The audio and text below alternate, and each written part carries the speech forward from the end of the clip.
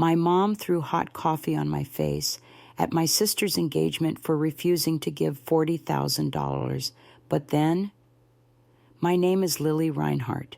I'm 30 years old, and for the last decade, I've built a reputation as a top strategist at a luxury travel firm based in Vancouver. My clients are the kind of people who don't ask for prices, just outcomes. I plan their getaways to Bali, their wellness retreats in Iceland, their weddings in Provence. I manage chaos with a smile. I turn visions into logistics and leave no trace of the mess behind. People assume my life is as seamless as the itineraries I design. It isn't, not even close. I grew up in Burnaby, a quiet suburb outside Vancouver, in a family that looked stable from the outside but was held together by image and control.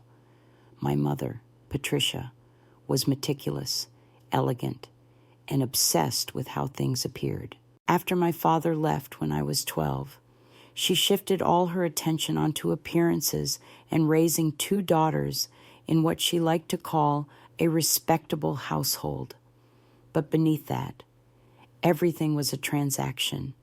My younger sister, Isla, 3 years younger, was always the soft one, the dreamy one, the one who cried at rom-coms and changed career goals every 6 months. I was the planner. I was the one who got straight A's, who had to explain bills to my mother when she couldn't find time to open them. Who picked Isla up from parties when she forgot to call a ride? I didn't complain. I thought that's just what eldest daughters did. When I got a scholarship to study at UBC, my mom told me it was unnecessary, that I could stay home and help, but I moved out at 18 and never looked back. I worked 2 jobs through university, graduated early, and within 5 years built a career from scratch with no help and no safety net. Meanwhile, Isla floated from program to program, then moved back home and decided she needed time to find herself. Still, I never judged her.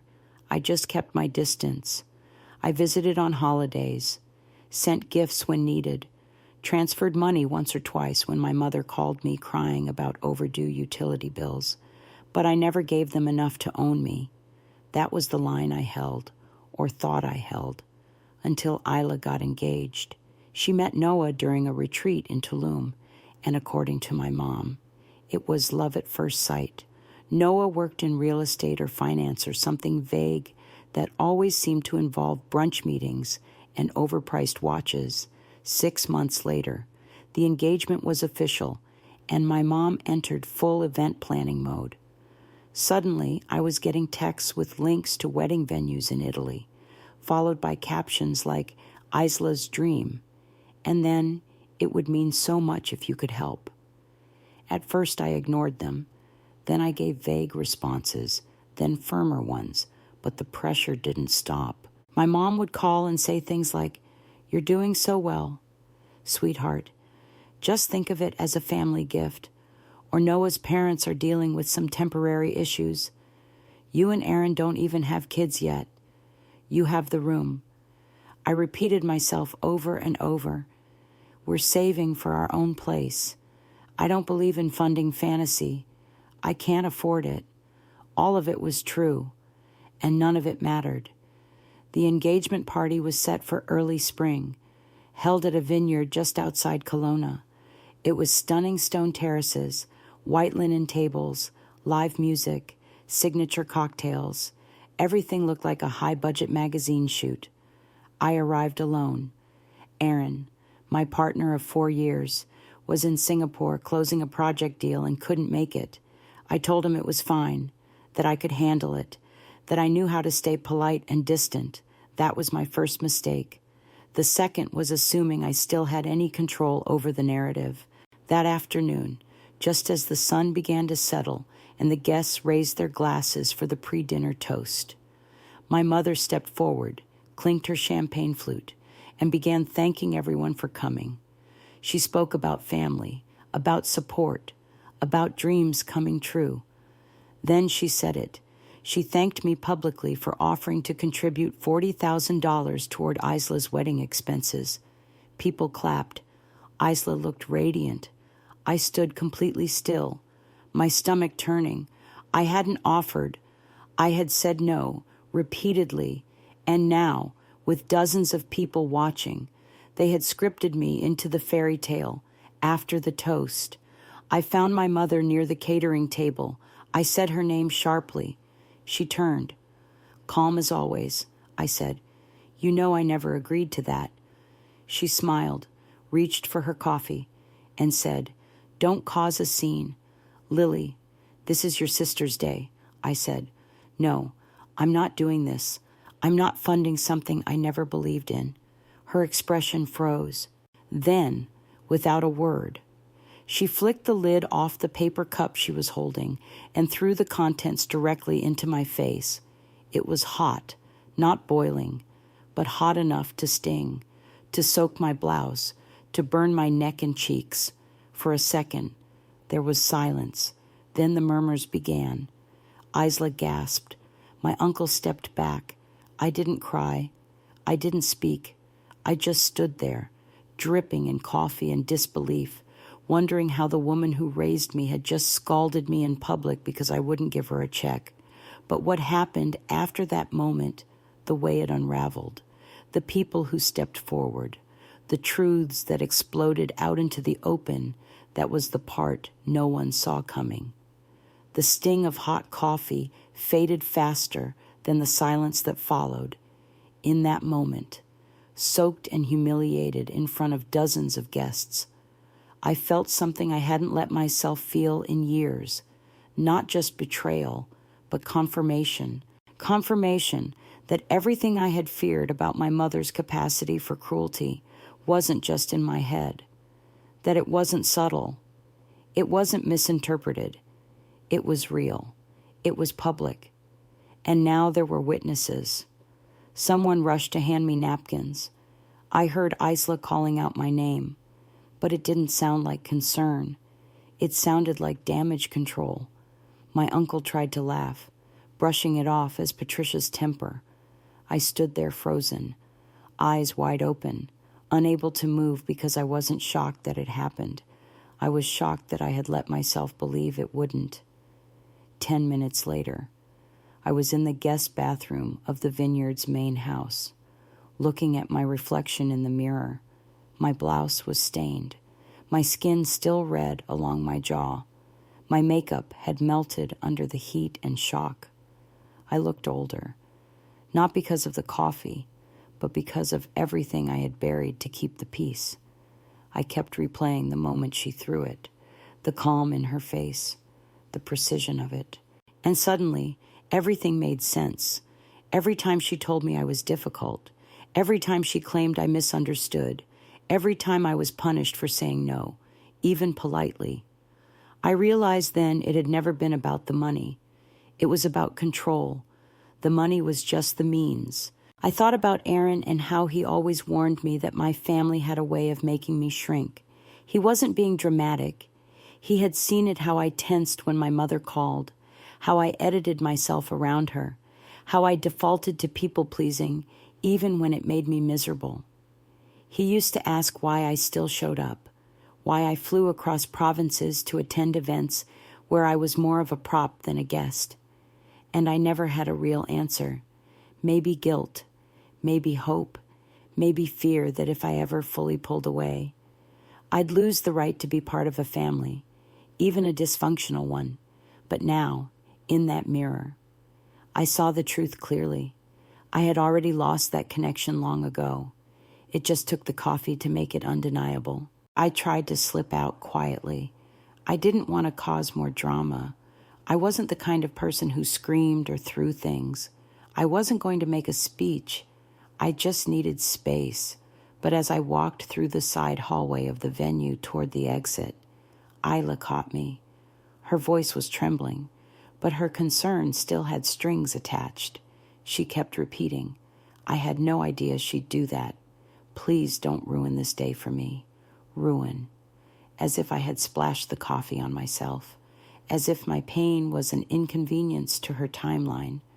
I told her I needed to go, that I needed time, and she nodded.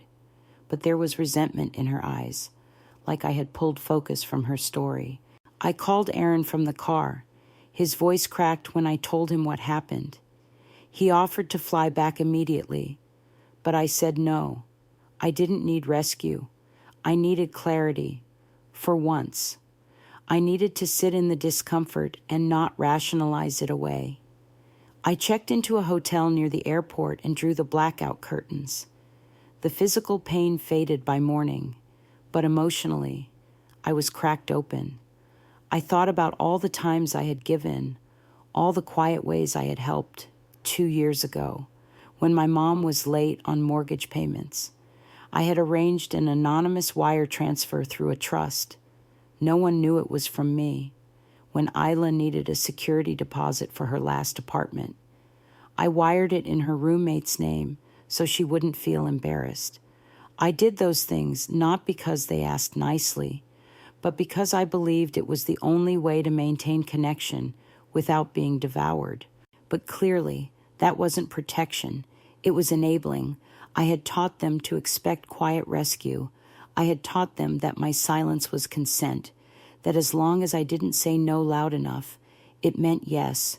And now, with one public refusal, I had broken the contract they had written without my permission.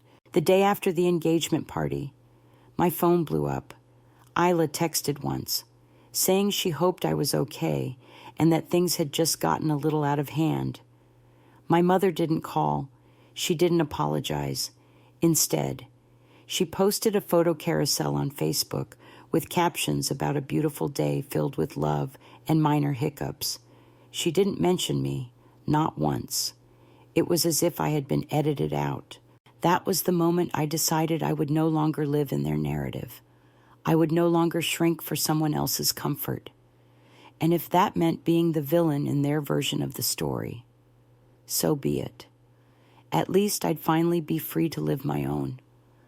3 days after the vineyard incident, I walked back into my office, not because I had processed anything, but because work was the one place where I still felt in control. In this world, I knew the rules. Meetings started on time. Deadlines were met.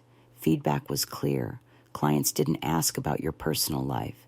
They just needed their 5-star retreats and private jets arranged without a wrinkle. Inside those walls, I didn't have to explain who I was to anyone. Still, I noticed the looks, not pity, just curiosity. A photo had leaked, just one, blurry and cropped, but clear enough to tell a story. It showed me mid-step, wet blouse, hair sticking to my cheek, my mother's hand in motion with the coffee cup. No one said a word, but silence has its own language. That morning, I led our quarterly planning session with the board. I walked through numbers, presented projections, outlined upcoming campaigns with the same steadiness I'd built my reputation on. My voice never cracked, my hands never shook. But after the meeting ended and the door closed behind me, I sat at my desk and felt completely hollow, like I had left a version of myself back at that vineyard and wasn't sure what had walked out. That's when I realized I wasn't okay, not because of what had happened, but because of how much I had normalized it. I had grown so used to the quiet manipulations, the emotional gaslighting, the guilt-wrapped expectations, that even being burned didn't feel like a crisis. It felt like the next logical step in a family that punished boundaries. That night, I called Aaron. He was still in Singapore, halfway through his investor roadshow. But the moment I saw his face on the screen, something inside me broke. I told him everything, in detail, without cutting corners or softening the parts that made me look weak. And he didn't offer the usual reflexive sympathy. He didn't say, maybe my mom didn't mean it. He didn't urge me to patch things up for the sake of peace. He just said, I'm proud of you. You finally said no. That takes strength most people don't have. And for the first time, I believed it. The next morning, I opened my laptop and drafted an email with the subject line regarding the wedding funds. The tone was polite but firm. I explained that I would not be contributing any amount of money to Isla and Noah's wedding, nor would I reconsider. I stated clearly that while I wished them well, I would not take responsibility for financing a wedding that was neither reasonable nor aligned with my values. I asked to be excluded from future financial discussions. I sent it to my mother, to Isla, and, quietly, to 2 aunts who had previously messaged me, hinting at support. I didn't write in anger. I didn't demand apologies. I simply set the boundary out loud. For the first time in my life, the backlash was immediate. Isla replied with a long text filled with disappointment, saying I had made things more dramatic than they needed to be, that I had ruined the magic of her engagement weekend. She said it was about love, not money, but if that were true, why had the bill always come to me? My mother didn't respond directly, but 2 days later, I received a bouquet of white lilies delivered to my office with a card that read, in her familiar cursive, "Family is forever. Love. Mom." No apology, no accountability, just another version of the message I'd heard my whole life. Forget the damage. Maintain the illusion. I stared at the flowers until they didn't mean anything. Then I called Alicia, my best friend since college. She listened, silent at first, then said something that landed harder than anything else I'd heard. Not all family is forever, Lily, but the consequences of what they've done, that's what stays. She wasn't being cruel. She was naming the truth. I wasn't angry anymore. I was just done. A week later, I was invited to give the keynote at a financial wellness summit in Toronto. I accepted. The theme was intentional investment. I stood on stage in front of 300 people and spoke about the importance of long-term strategy, of knowing when to cut losses, of recognizing when a liability is emotional, not just numerical. I used neutral language, but anyone who had been through family dysfunction understood exactly what I meant. Afterward, a seasoned investor approached me and said, "You speak with clarity. I don't know your story, but I can tell you've earned that steadiness." I smiled and thanked him. I didn't need him to know the backstory. I just needed to know that I could still show up in the world as myself, unapologetically. That night, back in my hotel room, I looked out over the city lights and made a decision.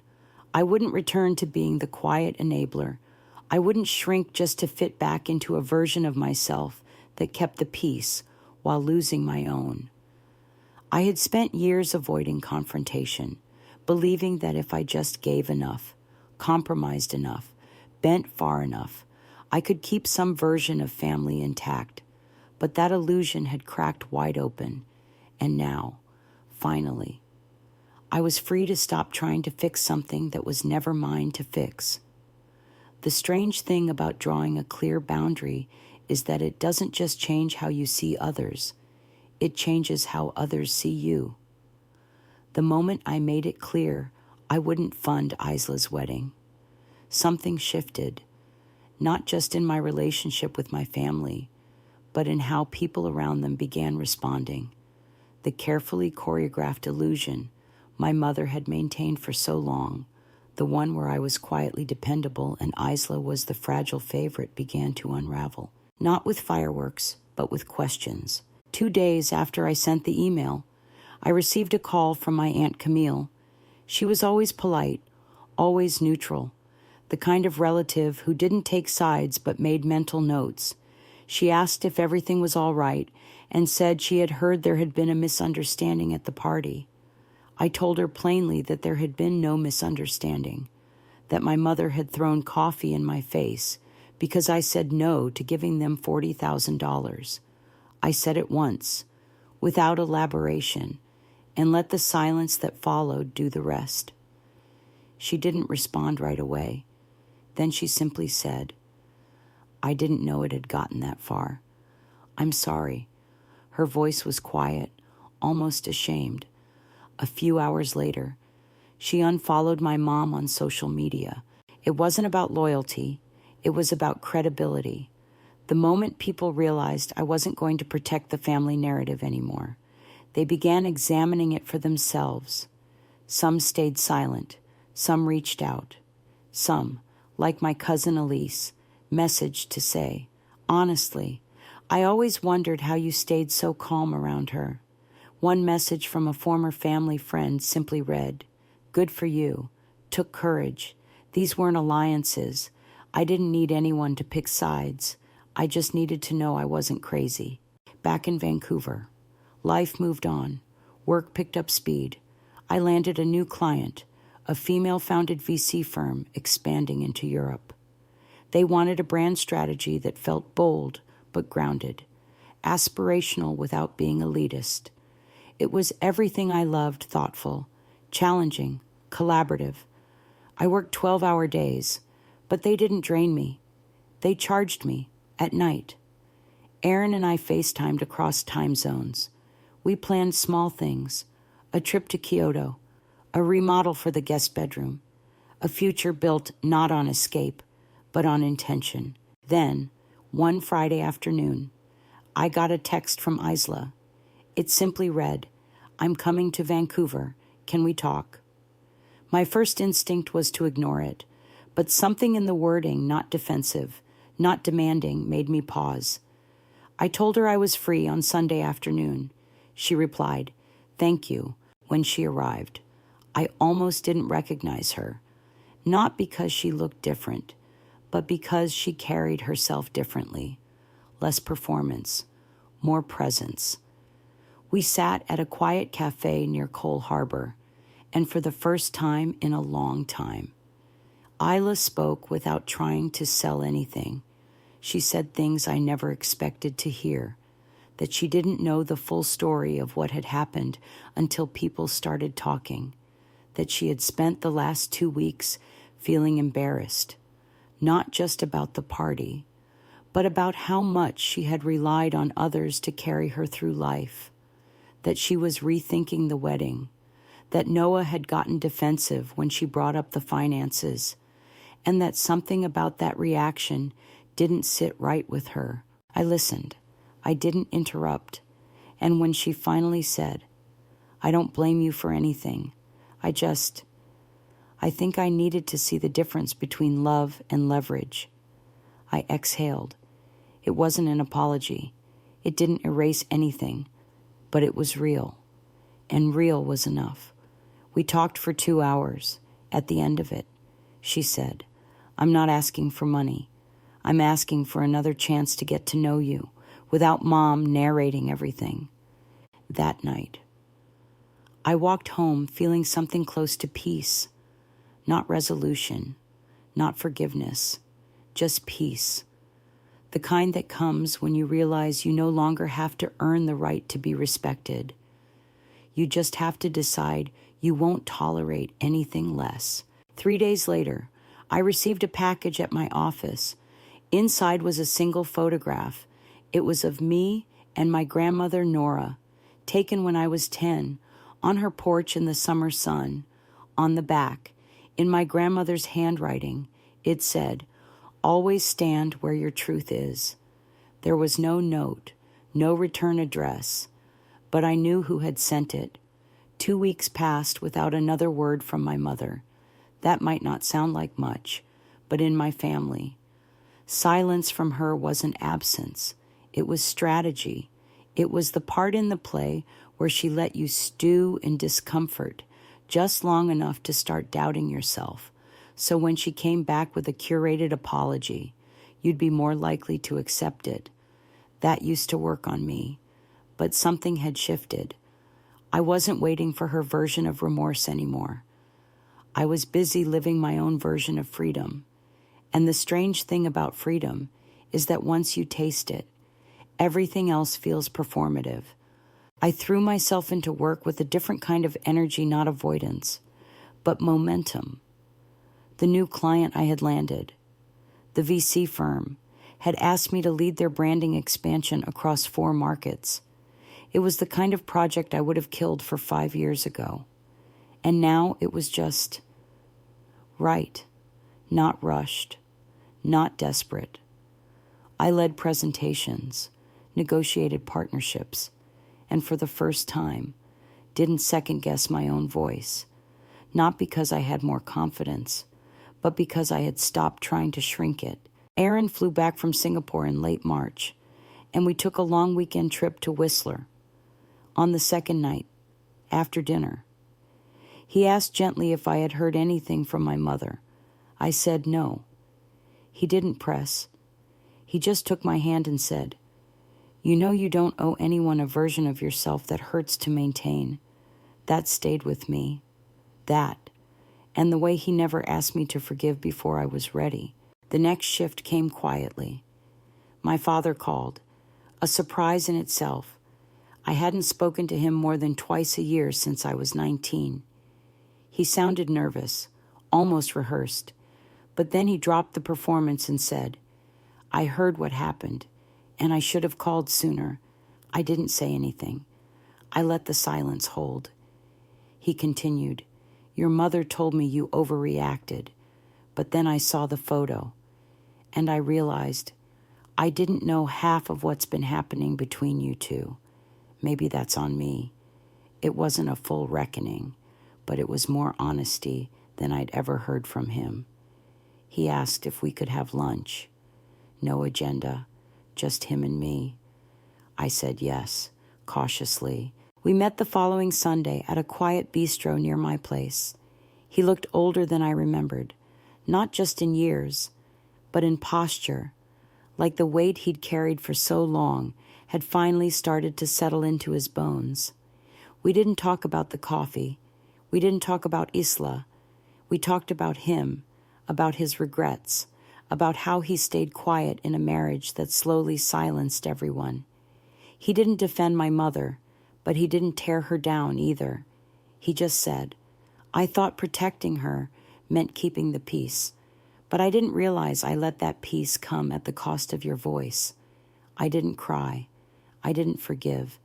But I saw him not as a failed father, but as a man finally seeing the damage silence can do." A few days later, I received a voicemail from my mother. Her tone was measured, careful. She said she wanted to clear the air, that she was willing to acknowledge the tension. She said, "I know things got emotional at the party, but I don't think either of us wants to stay stuck in this place." Not once did she say the word sorry. Not once did she admit to what she had done. Just like always, it was coded in vague diplomacy, hoping I would meet her halfway and forget the specifics. I didn't respond. Instead, I went to see Jillian, my therapist, and told her everything. She didn't tell me what to do. She just said, "When someone crosses a line and pretends it didn't happen, they're asking you to rewrite your memory to make them comfortable. That's not love. That's control." I wrote that down in my notes app. Then I locked it. That weekend, I got another text from Isla. It read, "I ended things with Noah. I'll explain when I see you." I didn't know whether to be relieved or sad for her, but mostly, I felt clarity, the kind that comes when you stop reacting to chaos and start choosing peace. Not the kind you force, the kind you protect. On Monday, I walked into work, looked at my full calendar, and realized something had changed, not externally, internally. For the first time in years, I wasn't trying to prove anything, not to clients, not to family, not even to myself. I just wanted to keep walking forward with purpose, not apology. A week after my mother's voicemail, I received a formal-looking envelope in my office mail. No name on the return address, just a floral stamp and perfect cursive handwriting. Inside was an invitation to Isla's reimagined wedding ceremony. It was no longer in Florence, no longer 300 guests, no designer dress or 7-tier cake, just a backyard gathering in Victoria, hosted by a family friend. I stared at it for a long time, not because I was surprised, but because I recognized what this was. It wasn't a change of heart. It was a shift in leverage. Noah was gone, and with him, so was the illusion of wealth and security. There was no fallback fund, no generous new in-laws. And suddenly, the extravagant wedding dream had been swapped for something manageable, practical, grounded, the kind of thing I had been shamed for suggesting in the first place. I wasn't angry. I wasn't even smug, just observant.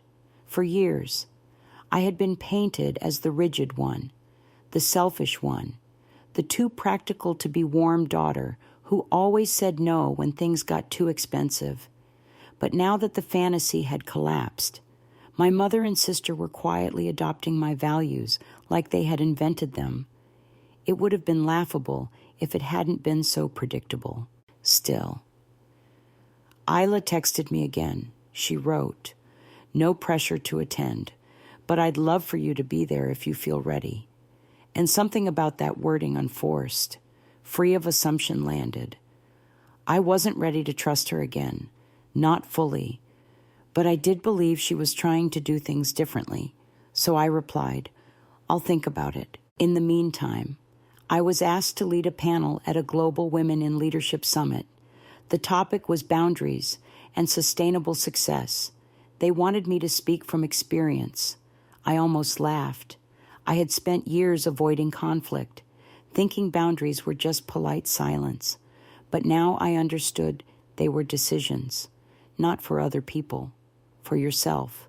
On that stage, I told a room full of women in heels and blazers what I had learned the hard way, that success without boundaries is just another version of survival, that no amount of financial freedom can protect you from emotional debt if you keep letting people overdraft your peace.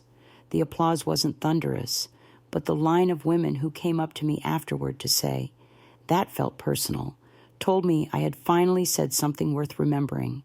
Then came the message that stopped me cold. It was from Isla. Just 2 lines. "Mom isn't coming to the ceremony. She said it's too small to be worth attending." That was it. No follow-up. No dramatics. Just the clean break of a sentence that said more than it looked. It was the first time I felt real empathy for Isla. Not pity, just understanding.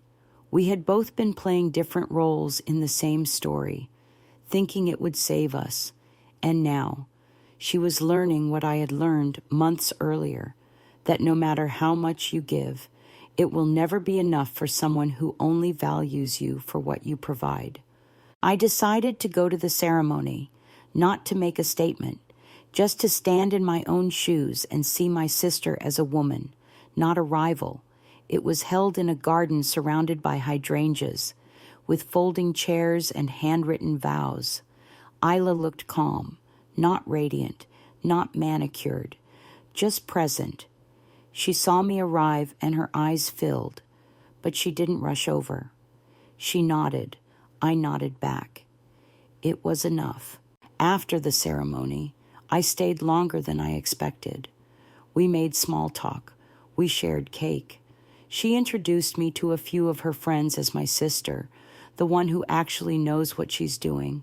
We laughed, for the first time in years. It didn't feel loaded. As I was leaving, she walked me to my car. Her voice was quiet. "I don't know where we go from here, but I don't want to go back to what we had." I looked at her, this girl who had always been softer, always more sheltered, and saw something new in her posture. "Resolve," I said. "We don't have to go back. We just start new, if we want to." She smiled and handed me a folded piece of paper. "It's not a check," she joked. "Just something I'm working on. A small business idea. I wanted your opinion, not your money." Later that night, I opened it. It was a pitch deck for a boutique event planning startup. It was rough, incomplete, but full of personality. For a moment, I let myself believe that maybe this wasn't the end of a family. Maybe it was the start of a different version of one. Over the next few weeks, Isla and I found a rhythm, nothing overly sentimental, no dramatic reunions, just simple, consistent communication. She would send drafts of her pitch deck every few days, usually with a subject line like, "Be gentle, I'm learning," followed by a string of nervous emojis.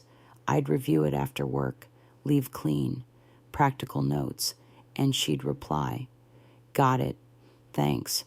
This actually makes sense now." I didn't ask who she was pitching to or whether she had funding. That wasn't my role. She wasn't looking for a savior. She just wanted to be taken seriously. And honestly, for the first time in years, I felt like I could. There was a quiet joy in watching her make decisions without needing approval. She had always been the type to look sideways before acting, checking everyone's faces to see if she was being too much or not enough. But now, she was starting to trust her own voice. Even when she made mistakes and there were plenty she didn't spiral, she just asked, "How do I fix it and move forward?" I respected that more than any polished pitch deck. Meanwhile, my mother's silence remained intact. No follow-up calls, no cryptic texts, just absence. And for the first time in my life, it didn't feel like a threat. It felt like relief. I wasn't waiting for the apology. I wasn't hoping for clarity. I had stopped measuring my progress by her ability to acknowledge it. That was the freedom I hadn't even known I wanted. One evening, Aaron and I were having dinner at home. Our phones faced down for once, when he said, "You seem lighter lately, like your shoulders are actually down." I smiled because I felt it too. For years, I had walked through the world like I was bracing for an invisible blow, always adjusting myself to stay small enough not to disrupt anything. But that tension had slowly started to release, not because anything dramatic had changed, but because I wasn't apologizing for my boundaries anymore. I was honoring them. The next morning, as I sat on my balcony with a coffee ironic, I know I got a call from an unknown number. I almost didn't answer, but I did. It was Madison, my cousin on my mother's side. We hadn't spoken in almost a year. She launched straight into it. I know I probably shouldn't be calling, but I heard about everything, the party, the coffee, the fallout, and I just wanted to say, "I believe you." I've seen her be cruel, just never thought it would go that far. There was no apology attached, no requests, just quiet solidarity. We talked for 10 minutes. She told me about how she had distanced herself too, slowly, carefully, and I realized then that my mother's control had never been absolute. It had just been loud. Once one person said no out loud, others started remembering they had the right to. That weekend, I took Isla out for lunch to celebrate a small milestone. She had booked her first paid client, a local artist opening a gallery who wanted help organizing the launch. It wasn't a huge deal, but it was hers. I watched her talk about it with a kind of careful pride, the kind where you don't want to jinx it by being too excited. At the end of the meal, she handed me an envelope. Inside was a handwritten note and a $100 Starbucks gift card. I laughed. "You didn't have to do this," I said. She looked at me and said, "I know. That's why I wanted to." In that moment, I didn't feel like the older sister who had always been responsible for everything. I felt like someone being appreciated for once, not because I paid for things or cleaned up messes, but because I showed up and stayed honest. It was unfamiliar, but it felt real. That night, I sat down and opened a blank document. Not for work, not for Isla, for myself. A list, not of goals or tasks, but of truths. The first line I typed was this: "You are allowed to succeed without guilt. You are allowed to protect your peace. You are allowed to be done explaining, and I meant it. 2 months after the incident, my father called again. I had grown used to short updates and quiet check-ins since our lunch, but this time, there was something heavier in his voice. He asked if I could meet him in person. No agenda, no preamble. Just, "Can I see you this week?" I said yes. We met at a small cafe near the waterfront, the kind of place he used to drive by but never go into. When he arrived, he looked like a man carrying something he had decided he couldn't bury any longer. He ordered coffee but didn't touch it. Then, after a pause, he said, "I need to apologize, not for your mother, for me." He wasn't dramatic. He wasn't rehearsed. He just spoke. He told me how he had let things slide for decades, how silence became his survival, and how he had convinced himself that staying out of it was better than making things worse. He said he had seen my mother belittle me for years and told himself it wasn't his place to interfere, that he had watched me pay bills I shouldn't have touched, watched me show up and stay silent and still be labeled as selfish. He said he thought I didn't need protection because I looked like I had it together. But looking back, he realized I had just been surviving.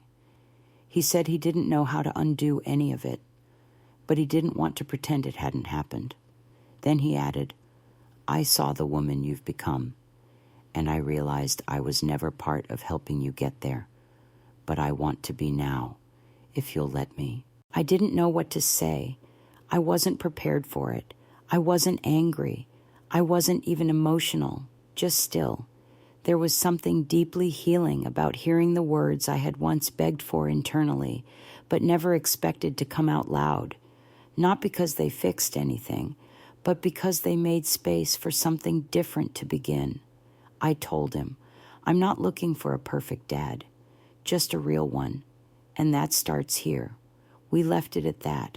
No forced hug, no photo-worthy reunion, just honesty.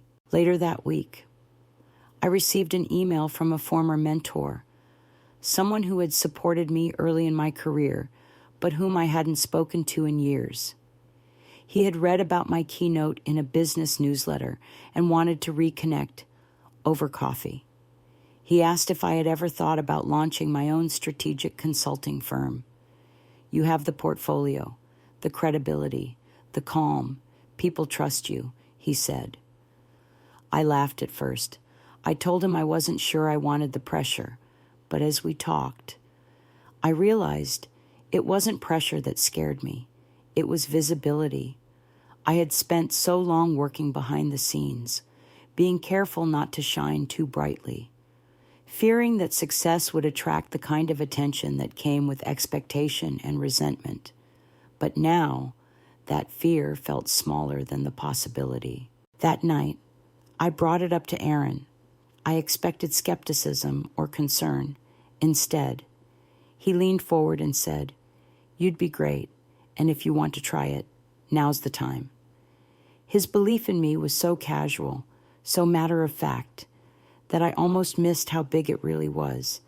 It made me think of every time I had held back, every time I had told myself, "Don't go too far, don't be too much," and how those voices weren't mine. They had been handed to me. I didn't have to carry them anymore. Meanwhile, Isla's business was taking small but real steps. She had booked 2 more clients and was starting to learn the parts of entrepreneurship that don't get posted on Instagram, the invoices, the hard conversations, the moments of doubt. She'd call me after long days and say, "This is harder than I thought." And I'd reply, "That means you're doing it right." There was something healing in watching her build something of her own, not because I helped, but because she wanted to prove to herself that she could. And then, one morning, a package arrived at my office, no return address. Inside was a simple envelope and a check, $40,000, the amount that had started it all. The memo line said, "Reimbursement." There was no note, but I recognized the handwriting on the envelope. My mother. I stared at it for a full minute. Then I folded the check in half, put it back in the envelope, and walked it to the shredder. I wasn't interested in repayment. I was interested in closure, and that wasn't something she could buy. The day I shredded the check was the day I finally felt done, not out of spite, but because I realized I didn't need that money to prove anything. Not to her, not to myself, and not to anyone else who ever believed I was only valuable when I was giving. That check wasn't a gesture of apology. It was a transaction disguised as redemption, and I had spent too much of my life being bought in pieces. Never again. That night, I sat on my balcony with Aaron, watching the city lights flicker like they were catching their breath. He handed me a glass of wine and said nothing. He didn't need to. I was learning that some moments didn't need explaining. They just needed space. A week later, I had dinner with Isla at a quiet spot by the marina. It was the first time we met without an agenda. No updates, no pitches. Just a simple meal between two sisters who had learned how to speak in real sentences again. She told me she was applying for a small business grant. She had redesigned her website. She had even said no to a client who wanted everything last minute for half the rate. I smiled at that. It's a strange but satisfying thing to watch someone you love finally stand up for their own worth, especially when, for so long, you were the only one who believed they could. As we walked out of the restaurant, she paused before getting into her car. "I know it doesn't change anything," she said, "but I told Mom she was wrong. About the party, about how she treated you. I didn't defend her this time. I didn't say anything right away. I didn't need to. I just nodded," she added. "I don't think she'll ever really see it, but I do." Then she drove away, and I stood on the sidewalk alone for a moment, not sad or angry, just full of truth, of time, of all the versions of myself I had outgrown to get here. Later that month, I signed with my first official client under my own firm, a startup founded by two women building AI tools for nonprofit budgeting. They wanted strategy that didn't feel like corporate jargon. They wanted trust. I gave it to them. The contract was modest by industry standards, but for me, it meant everything. It meant I had crossed the threshold from internal power to external proof, not because I needed to show my worth, but because I finally wanted to share it. Aaron surprised me that weekend with a small celebration dinner at our place, just the two of us, a bottle of champagne, and takeout from the Thai place we used to eat at when we couldn't afford anything else. As we raised our glasses, he said, "You didn't just start a business. You reclaimed your voice." I laughed. "Do I get to put that on my invoice?" He smiled. "It's already in your posture." That same week, my dad emailed me a scanned copy of something he had found in an old file cabinet. It was a note I had written in middle school, after one of the first times my mother had dismissed something important to me. The handwriting was wobbly. The words were short and small. "I will leave someday. I will become strong. I won't owe anyone my silence." My throat tightened. I hadn't remembered writing it, but I recognized the girl who had, and I was proud of her. I forwarded the note to Jillian, my therapist, and wrote only one line. She kept her promise. Jillian didn't respond with a lecture or an emoji, just 2 words. She did. And now, here's the truth I wish I had known earlier. The most radical thing you can do is protect your peace. Not explain it, not negotiate it, just protect it. People will call it cold, selfish, dramatic, but only because they benefited from your silence. When you speak up, they'll hear it as noise. Let them. It's not your job to whisper just because they were comfortable with your quiet. One day, maybe, My mother will understand that. Maybe not.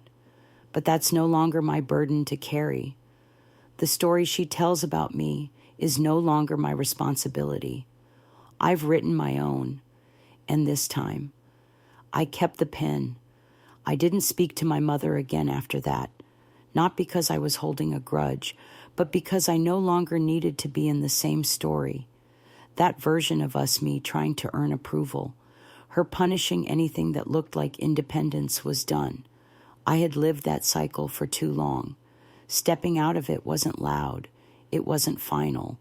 It was just a quiet refusal to re-enter the room where I kept being told I wasn't enough. Months passed. My firm grew.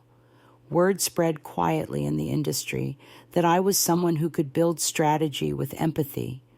I took on clients I respected and turned down those who made me feel like a resource. Aaron and I bought a small property on Salt Spring Island, a quiet place to escape the noise and start dreaming again. Not because we needed the space, but because we'd earned the right to define what peace looked like. One afternoon, as we unpacked boxes for the new house, I came across something I hadn't seen in years. It was a photo from Isla's childhood birthday, one of the few where we were both laughing, both caught off guard. I stared at it longer than expected, not because I missed that version of us, but because I could finally hold the memory without resentment. I placed it in a drawer, not on display. Some things are worth keeping, even if you no longer live in them. Isla's business was steady now, not glamorous, not viral, but real. She had found a rhythm and a small community of clients who valued her. We still talked, not daily, but consistently. She never brought up our mother unless I did. We had an unspoken agreement that healing didn't require excavation, just honesty and consistency, every time she called. She started with, "You good, not what's wrong. Not what do you need, just you good." And that was enough. Then one day, something unexpected happened. My mother emailed me. No subject line, no greeting, just 2 sentences. "I saw the panel you did last month. You've made quite a name for yourself." That was it. No apology, no acknowledgement, just recognition wrapped in the tone of someone who still couldn't say. I was wrong. I didn't reply. Not because I wanted to punish her, but because I had learned that not every door needs to be reopened. Some just stay closed, not out of spite, but because you finally learned that peace is quieter than permission. A few weeks later, I gave a talk at a university where I had once applied for financial aid without telling my mother. I stood on stage in front of students who were still figuring out who they were, still trying to separate their worth from other people's opinions. I didn't tell them to forgive everyone. I didn't tell them that setting boundaries would make people love them more. I just said this: sometimes the most important thing you can do is not explain yourself. Just live like you mean it. The people who matter will adjust. The ones who don't were never on your side to begin with. As the students lined up to ask questions afterward, I noticed one young woman hanging back. She waited until the end, then walked up and said, "My mom makes me feel like I only matter when I'm useful. Hearing you talk made me think, maybe I'm not broken for wanting distance. Maybe I'm just done performing." I nodded and said, "You're not broken. You're just finally getting honest."